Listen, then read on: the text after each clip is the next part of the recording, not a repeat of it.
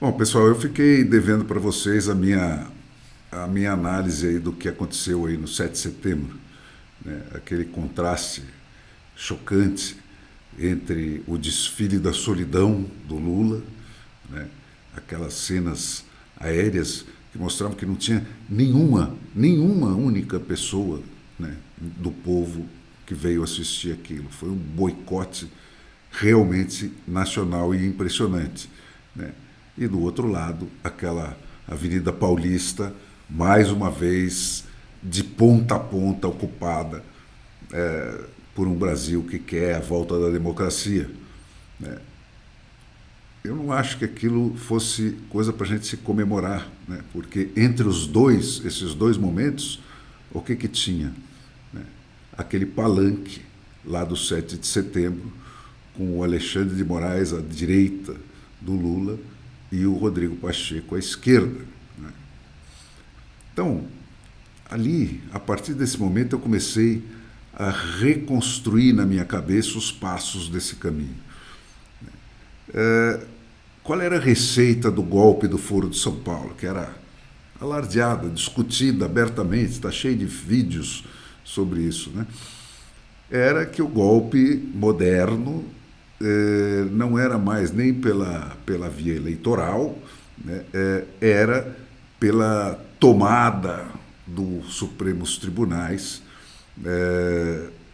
o que cujo efeito prático, né, para o sistema democrático dos três poderes e tal, é a eliminação do poder judiciário, né? Essa ocupação do Supremo Tribunal se sobrepondo a isso, né, e a destruição, enfim, do sistema de três poderes do Montesquieu, porque também pretende destruir o legislativo, né?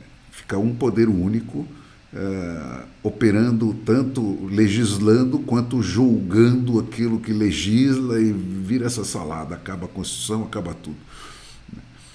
Por quê, né? Por que essa tática, né? Porque para você fazer por decreto, né, a eliminação do Poder Judiciário ou do Poder Legislativo, você caracterizaria o golpe, né, e isso ensejaria uma reação, né? Então, o caminho, qual era que eles propunham? A tomada de eleições presidenciais numa sequência suficiente para nomear uma maioria dos 11 ministros do Supremo Tribunal, o que legalizaria o golpe. Cara, foi o que aconteceu, né? Então, qual foi o outro elemento desse processo? Aquela questão das urnas, né? O primeiro teste da eleição pelas urnas brasileiras foi nas eleições municipais de 96. Né? Depois, o segundo teste foi onde foram empregadas já 100% das urnas, porque no primeiro foram só as capitais e algumas cidades. Né? No segundo, 100% foram as municipais de 2000, e a partir de 2002, né, as eleições gerais passaram a ser pela maquininha de votar nossa. E eu não sei se isso é coincidência ou não, mas de 2000 em diante, o PT ganha 5 eleições gerais, né? 2002, 2006, 2010, 2014, aí tem o impeachment, tem o Temer, né? E tem o Bolsonaro em 2018 e ele vai voltar a ganhar em 2022. Né? Nesse meio tempo, né, o Supremo Tribunal mais a Dilma, se alternando, derrubaram 3 vezes 3 decisões do Congresso de acoplar a máquina de votar ao voto impresso.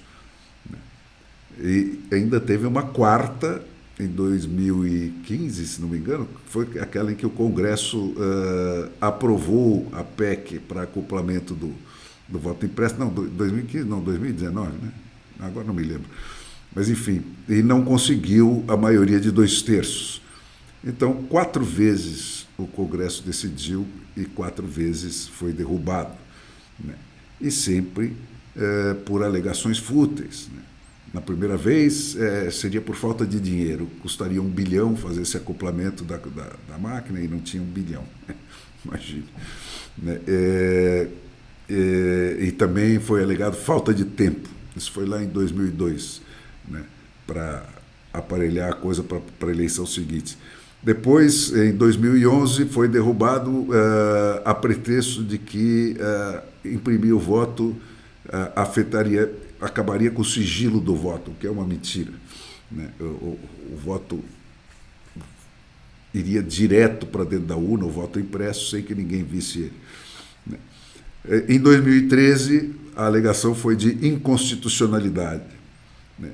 E em 2015 o Congresso ganha, mas sem os 2/3 necessários para uma emenda constitucional.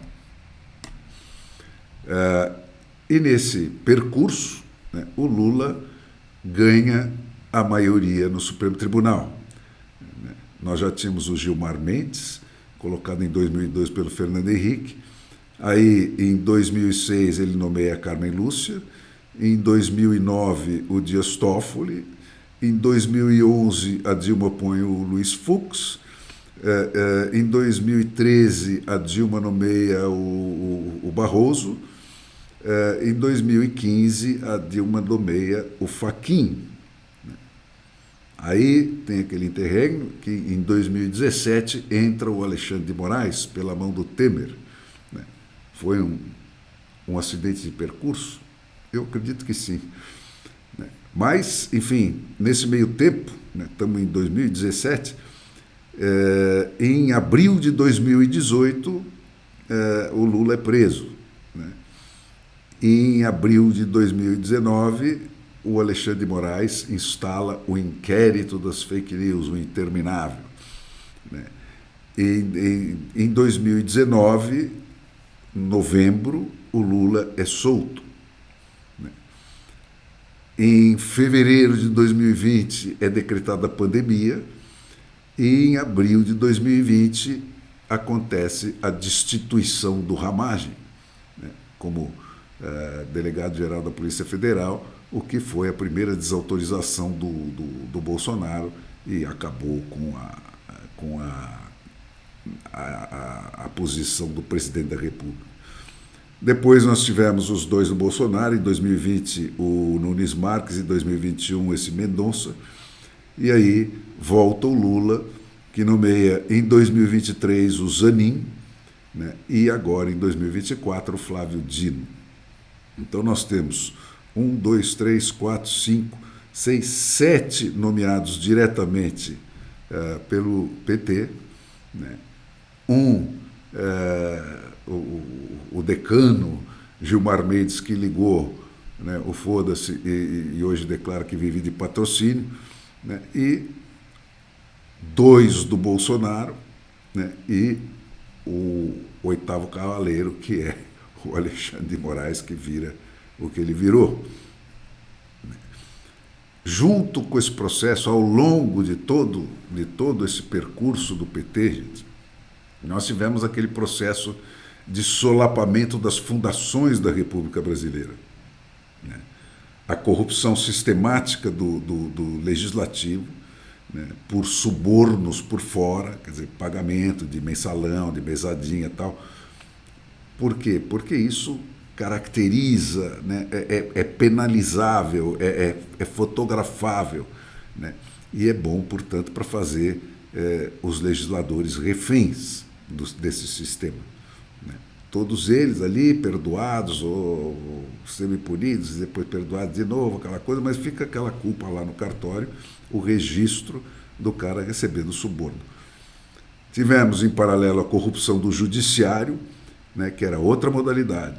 Ali o suborno corre por dentro, na forma de salários abusivos, auxílios, mordomias e aqueles assaltos anuais aí ao tesouro, que é bom para fazer dos servidores do judiciário cúmplices do sistema. E, em paralelo, você tem a corrupção dos caronas todas, o autofuncionalismo, aqueles artistas de teta, a imprensa dos oligarcas da ditadura, sempre caras que ficaram muito ricos fazendo qualquer coisa para governos, e depois compram televisões e tal. Os campeões nacionais, que são aqueles empresários que viram oligarcas, né, viram monstros graças à mão amiga do governo, do BNDES e tal, e os bilionários globalistas em geral. Né. Na outra ponta, né, você olhando bem, quer dizer, a democracia brasileira sempre foi uma democracia sem povo. Né. A massa nunca viveu a democracia, nunca teve o devido processo, sempre viveu sob a lei do cão. Né. E mais as bolsas, né, aquele privilégio de manter o nariz 1 milímetro acima da miséria absoluta, mas agora sem ter que trabalhar. Né.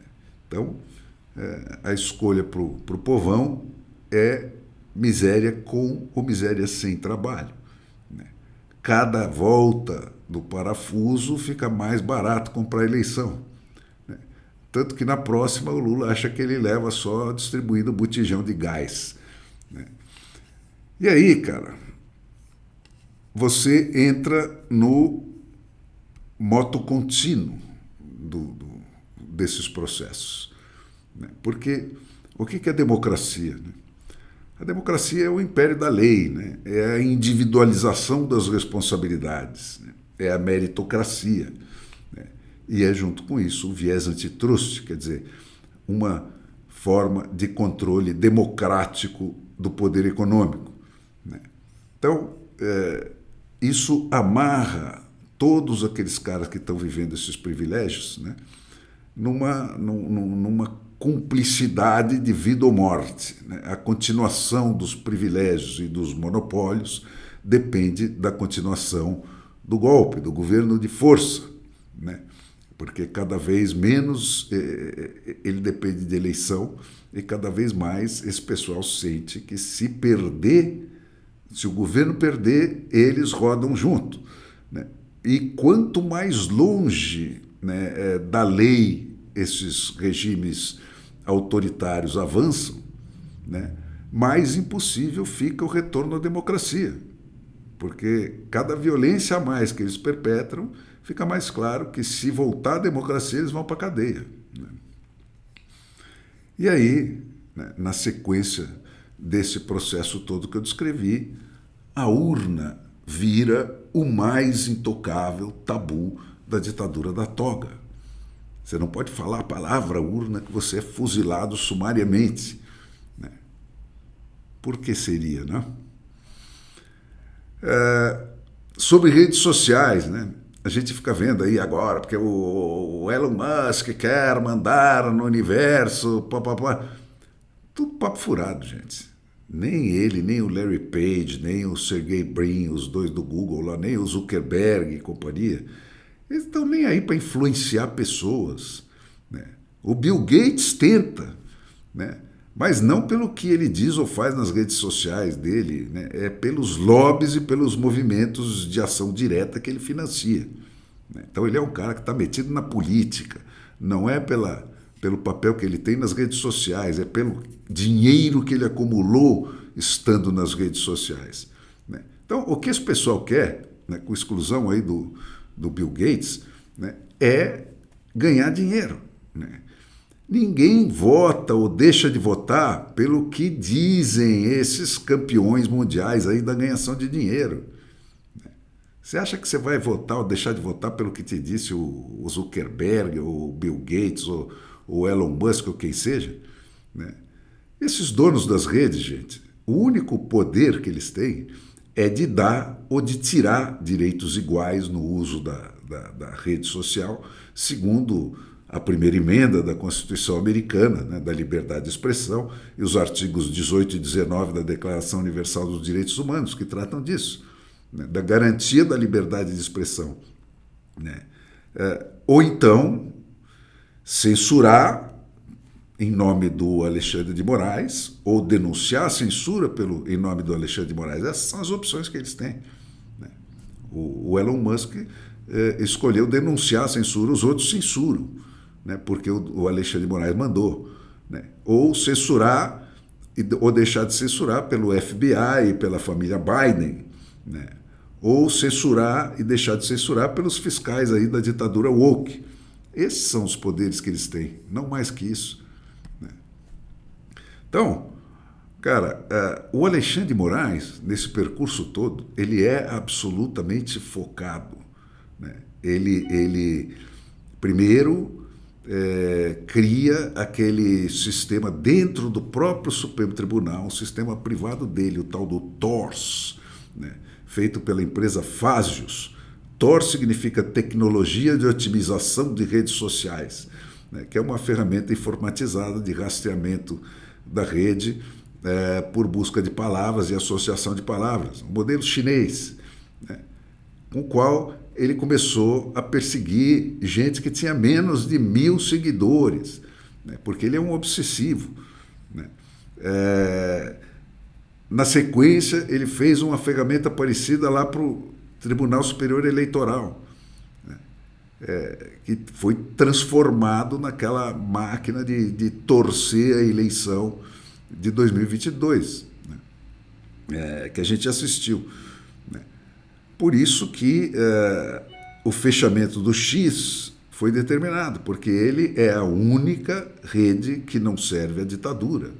Todas as outras, como acabou de confessar até o Zuckerberg, né, cederam à pressão desses presidentes e governos, porque imagine, o Zuckerberg é um menino lá da universidade que fez uma rede e tal, até com a participação de um brasileiro, ficou bilionário. Você acha que ele resiste à pressão de um presidente dos Estados Unidos que liga para ele, ou manda o FBI lá, e do Congresso que convoca ele para fazer, dar testemunhos e não sei o quê? O cara abre as pernas, meu. Ele não tem condição de pegar essa briga, né? Então, a prioridade zero do Alexandre de Moraes sempre foi ter pessoalmente nas mãos dele, né, os instrumentos de controle da opinião pública brasileira. O último movimento dessa obsessão dele foi colocar esse José Chuí, né, que é um policial federal, aí dentro da ABIN. Quer dizer, o sistema de inteligência militar do Brasil, né, foi posto nas mãos do cara que ele enfiou naquela assessoria especial de enfrentamento à desinformação, que foi o núcleozinho que ele criou lá no Tribunal Superior Eleitoral para distorcer a eleição daquele jeito que você viu, né? Então, transformou com esse cara, né, ele transformou o TSE num instrumento de tomada das eleições, como dizia lá o Barroso. E é isso que ele quer fazer agora, né, com todo o sistema de inteligência brasileiro, né, que foi criado para proteger o país e antecipar os movimentos do terrorismo internacional e do crime organizado. Com a colocação desse José Chuí, né, como corregedor da ABIN, quer dizer, o cara que permite ou não a continuação de qualquer dos agentes da ABIN na sua função, né, é o quê? É substituir como alvo, né, o terrorismo e o crime organizado pelo povo brasileiro. Agora ele vai pôr toda essa estrutura para fiscalizar a opinião pública brasileira, né? E isso não é por acaso, é porque eles sabem que está cada dia mais difícil de ganhar uma eleição, como se viu aí no 7 de setembro, né? Por aquele desfile da solidão versus o que se viu lá na Paulista, né? Cada vez é mais claro para eles que não existe nenhuma perspectiva de vitória eleitoral pela frente, né? O Alexandre de Moraes lá no palanque, né, significa que o Lula depende do Alexandre de Moraes e o Alexandre de Moraes ainda depende do Lula, cada vez mais. A sobrevivência de um depende da sobrevivência do outro, né? E isso para quê? Para dar as soluções de como perder eleições sem perder o poder, né? O esquema Maduro, né, que o Lula não consegue se resolver a respeito do esquema Maduro, né? Então, a permanência no poder depende desse tabu da urna e cada vez mais vai depender exclusivamente da violência que ele exercer contra a oposição. E quanto maior for a solidão do Lula, maior vai ser a violência que esses caras vão exercer, né? Então, gente, é isso aí que eu vi no 7 de setembro. Né? É um país inteiro que está praticamente em rebelião aberta contra o governo. É muito impressionante aquelas imagens, né? Não só aquela do Rolls Royce, mas todas as outras feitas por drones do ambiente inteiro. Né? A gente lembra do que foi o último 7 de setembro do Bolsonaro, né? Aquela Praça dos Três Poderes apinhada de gente de ponta a ponta, e ontem não tinha nem uma pessoa. E isso, cara, bota nuvens negras no horizonte.